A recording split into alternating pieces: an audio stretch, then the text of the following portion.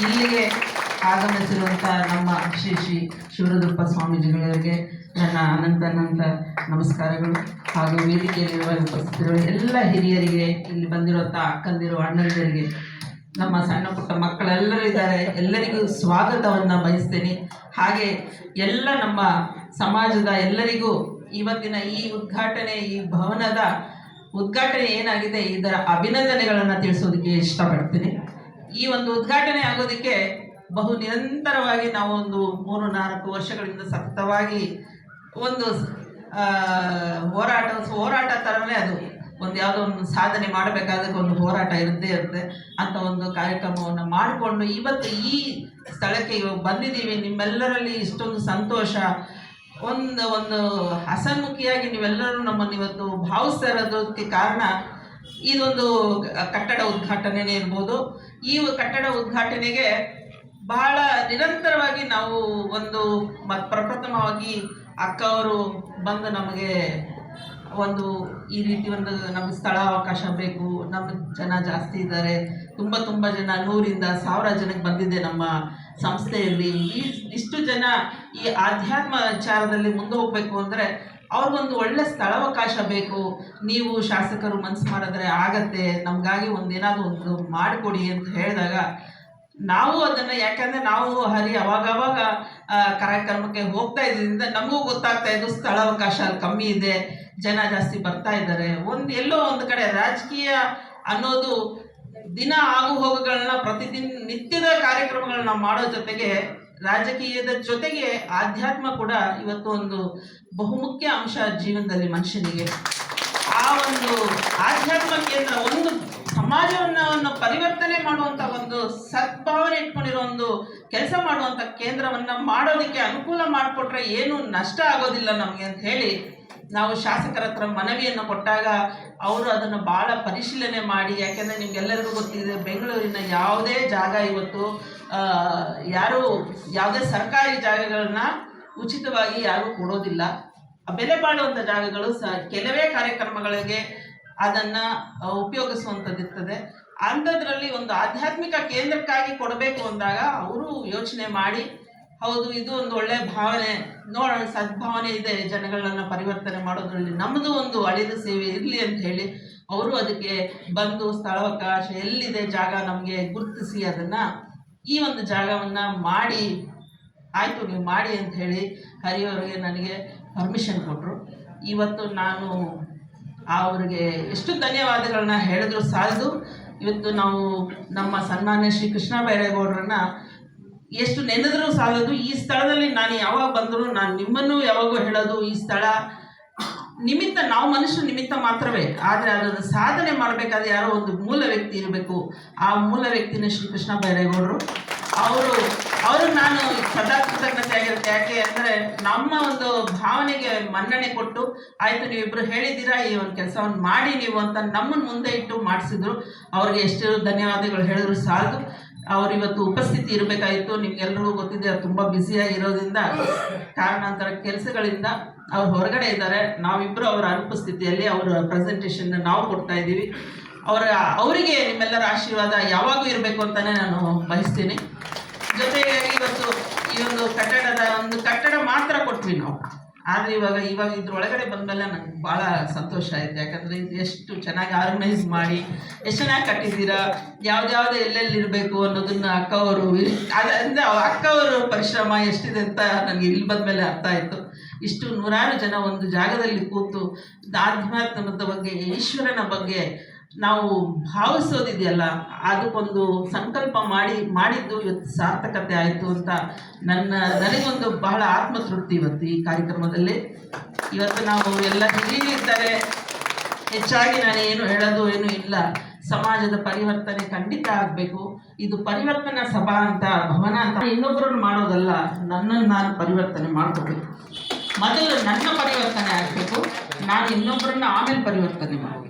ಇವತ್ತು ನಾವಿಲ್ಲಿ ಏನೇ ಕಿವಿ ಕೇಳ್ತಾ ಇರುತ್ತೆ, ಆದರೆ ತಲೆ ಬೇರೆ ಯೋಚನೆ ಮಾಡ್ತಾ ಇರುತ್ತೆ, ಮನಸ್ಸು ಬೇರೆ ಯೋಚನೆ ಮಾಡುತ್ತೆ.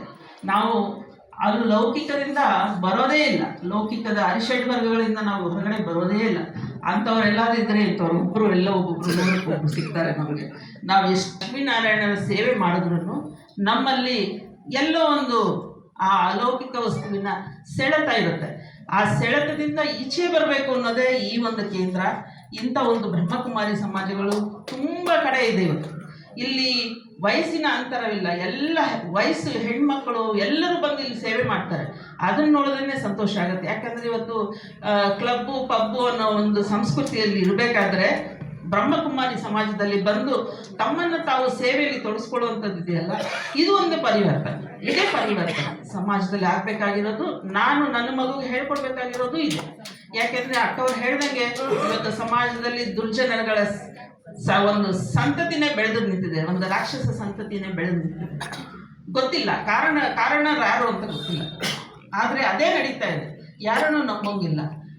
ಇಲ್ಲಿ ವಿಷವನ್ನು ಇಟ್ಕೊಳ್ತಾರೆ, ಇಲ್ಲಿ ಜೇನನ್ನು ಹರಿಸ್ತಾರೆ. ಇದು ಮನುಷ್ಯನ ಸಹಜ ಗುಣ. ಅದನ್ನು ಪರಿವರ್ತನೆ ಆಗಬೇಕು. ಆ ಪರಿವರ್ತನೆ ಆಗಬೇಕಂದ್ರೆ ಇಂಥ ಸದ್ಭಾವನೆಯುಳ್ಳಂಥ ಸದ್ವ್ಯಕ್ತಿಗಳ ಸಹಂಗ ಇದೆಯಲ್ಲ, ಅಲ್ಲಿಂದ ಮಾತ್ರನೇ ನಾವು ಅದನ್ನು ಪರಿವರ್ತನೆ ಮಾಡ್ಕೊಳ್ಳೋಕ್ಕಾಗೋದು. ನಾವೆಲ್ಲ ಪರಿವರ್ತನೆ ಆದಾಗ ನನ್ನ ಮನೆ ಮಗುನ ಪರಿವರ್ತನೆ ಮಾಡ್ತೀನಿ, ಅದು ಇನ್ನೊಂದು ಮಗುನ ಪರಿವರ್ತನೆ ಮಾಡುತ್ತೆ, ಸಮಾಜ ಪರಿವರ್ತನೆ ಆಗುತ್ತೆ. ಸಮಾಜ ಪರಿವರ್ತನೆ ಆಗಿದ್ರೆ ನನ್ನ ದೇಶ ಪರಿವರ್ತನೆ ಆಗುತ್ತೆ. ಇಡೀ ಪ್ರಪಂಚ ಎಲ್ಲ ನಮ್ಮ ಭಗವದ್ಗೀತೆ ಇರ್ಬೋದು, ಬೈಬಲ್ ಇರ್ಬೋದು, ಯಾವುದೇ ಒಂದು ಪುರಾಣ ಇರ್ಬೋದು, ಯಾವುದೇ ಒಂದು ಧರ್ಮದ ಗ್ರಂಥಗಳಿರ್ಬೋದು, ಅವರೆಲ್ಲ ಬೋಧಿಸಿರೋದು ಒಂದೇ: ದಯೆ, ಪ್ರೀತಿ, ಶಾಂತಿ. ಇದು ಮೂರನ್ನೇ ಬೋಧಿಸಿರೋದು. ನೀವು ಒಬ್ಬರನ್ನೊಬ್ರು ಕಿತ್ತಾಡಿ ಅಂತ ಹೇಳಿಲ್ಲ, ನೀವು ಜಾತಿಗಳ ನಿಂದನೆಗಳು ಮಾಡ್ಕೊಳ್ಳಿ ಅಂತ ಹೇಳಿಲ್ಲ, ಧರ್ಮದ ಬಗ್ಗೆ ಮಾತಾಡಿ ಅಂತ ಹೇಳಿಲ್ಲ. ಮನುಷ್ಯ ಒಬ್ಬನೇ, ಅವನಿಗೆ ಸೃಷ್ಟಿ ಮಾಡಿರೋನು ಒಬ್ಬನೇ. ಅವನ ರೂಪ ಹಲವು ಇರ್ಬೋದು. ನೀವು ಇವತ್ತು ಇಲ್ಲೇನೇ ಬ್ರಹ್ಮಕುಮಾರಿ ಸಮಾಜದಲ್ಲಿ ಮಾಡಿದ್ರು ನೀವು ನಿರಾಕಾರ ಈಶ್ವರನನ್ನು ಪೂಜೆ ಮಾಡಿಸ್ತೀರ. ಅದಕ್ಕೆ ಆಕಾರ ಇಲ್ಲ. ಆಕಾರವನ್ನು ಕೊಟ್ಟಿರೋನು ನಾವು ಅಜ್ಞಾನಿಗಳು. ಆಕಾರವನ್ನು ಕೊಟ್ಟು ಅದಕ್ಕೆ ಆ ಬಣ್ಣವನ್ನು ಹಚ್ಚಿ ನಾವು ಒಬ್ರಿಗೊಬ್ರು ವೈಷಮ್ಯವನ್ನು ಬೆಳೆಸ್ಕೊಂಡು ಬೆಳೀತಾ ಇದ್ದೀವಿ, ಶಾಂತಿಯನ್ನು ಕದಡ್ತಾ ಇದ್ದೀವಿ. ಅದು ನಾವು ಮಾಡ್ತಿರೋದು. ಆದರೆ ಪರಮಾತ್ಮ ನಮಗೆ ಅದನ್ನು ಮಾಡಿಲ್ಲ. ಪರಮಾತ್ಮ ನಮಗೆ ಜ್ಞಾನವನ್ನು ಕೊಟ್ಟು, ಬುದ್ಧಿಯನ್ನು ಕೊಟ್ಟು, ಯಾವುದೇ ಜೀವ ಸಂಕುಲಕ್ಕೆ ಕೊಡದೇ ಇರೋಂಥದ್ದನ್ನು, ಶ್ರೇಷ್ಠವಾದ ಗುಣಗಳನ್ನು ನಮಗೆ ಕೊಟ್ಟು ಕಳಿಸಿದ್ದಾನೆ. ಆದರೆ ನಾವು ಅದನ್ನು ಸದ್ಭಾವನೆಗಳಲ್ಲಿ ಬೆಳೆಸ್ಕೊಳ್ತಾ ಇಲ್ಲ. ನಮ್ಮ ದಿನನಿತ್ಯದ ಕೆಲಸಗಳಲ್ಲಿ ಬಳಸ್ಕೊಳ್ತಾ ಇಲ್ಲ. ನಾನು ಇನ್ನೊಬ್ಬರನ್ನ ಸರಿ ಮಾಡೋದ್ರಲ್ಲೇ ಅವ್ರು ತಪ್ಪು ನೋಡ್ತೀನಿ, ಅವ್ರನ್ನ ಸರಿ ಮಾಡೋದ್ರಲ್ಲೇ ನನ್ನ ಜೀವನ ಕಳೆದೋಗುತ್ತೆ. ನಾನು ಪರಿವರ್ತನೆ ಆಗಿಲ್ಲ ಲಾಸ್ಟ್ವರೆಗೂ. ಆ ರೀತಿ ಒಂದು ಇವತ್ತು ಸಮಾಜ ಸೃಷ್ಟಿಯಾಗಿದೆ. ಈ ಸಮಾಜ ಖಂಡಿತ ಬದಲಾವಣೆ ಆಗಬೇಕು. ಅದರಲ್ಲೂ ನಮ್ಮ ದೇಶದಲ್ಲಿ. ಮತ್ತೆ ಈ ನಮ್ಮ ಬ್ರಹ್ಮಕುಮಾರಿ ಸಮಾಜ ದೇಶ ವಿದೇಶಗಳಲ್ಲಿ ಇದೆ. ಎಷ್ಟು ದೊಡ್ಡ ದೊಡ್ಡ ಬ್ರಾಂಚಸ್ಗಳಿದೆ.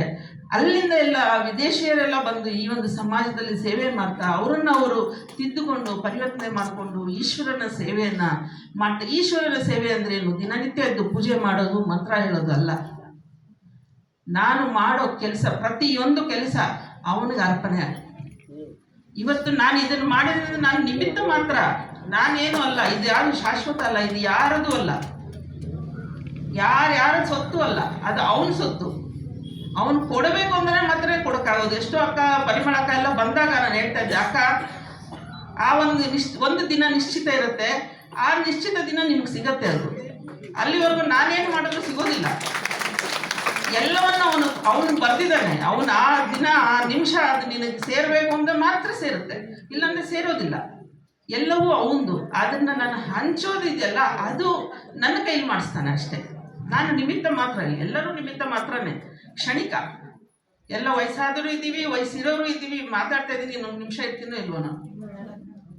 ಇವತ್ತು ಪ್ರಪಂಚ ಅದು ಆ ಥರ ಆಗಿದೆ. ಯಾಕಂದರೆ ಹುಟ್ಟು ಸಾವು ಎರಡನ್ನೂ ನಿಶ್ಚಿತ ಮಾಡಿ ಕಳಿಸ್ತಾನೆ. ಆ ಹುಟ್ಟು ಸಾವಿನ ಮಧ್ಯೆ ನೀನೇನು ಬದುಕಿ ಹೋಗ್ತೀಯಲ್ಲ, ಅದು ಒಂದೇ ಶಾಶ್ವತ.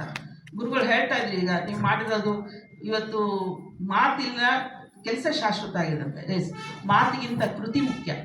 ನಾನು ಮಾಡಿದ್ದು ಮಾತ್ರ ಶಾಶ್ವತ. ನಾನಿಲ್ಲ ಅಂದ್ರೆ ನಾಳೆ ಒಂದು 4 ದಿನ ಇಂಥವ್ರೇನೋ ಮಾಡಿದ್ರಪ್ಪ ಅಂತ ನೆನೆಸ್ಕೊಳ್ಳಿ. ಅದೇ ಅದನ್ನು ಮಾಡಬೇಕು. ಯಾವುದನ್ನು ಮಾಡಬೇಕು? ಒಳ್ಳೆಯದನ್ನು ಮಾಡಬೇಕು. ಯಾರು ಕೆಟ್ಟದನ್ನು ಬಯಸಬಾರ್ದು. ಆದರೆ ನಮ್ಮ ಕೈಯಲ್ಲಿ ಒಳ್ಳೆಯದನ್ನು ಮಾಡೋಣ.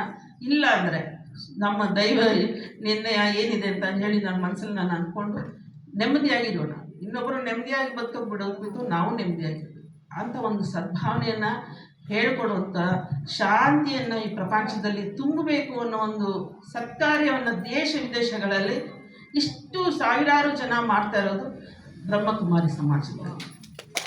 ಈ ಲಿಂಗ ಭೇದ ಇಲ್ಲ, ಧರ್ಮ ಭೇದ ಇಲ್ಲ, ಯಾವ ಭೇದ ಭಾವನೆ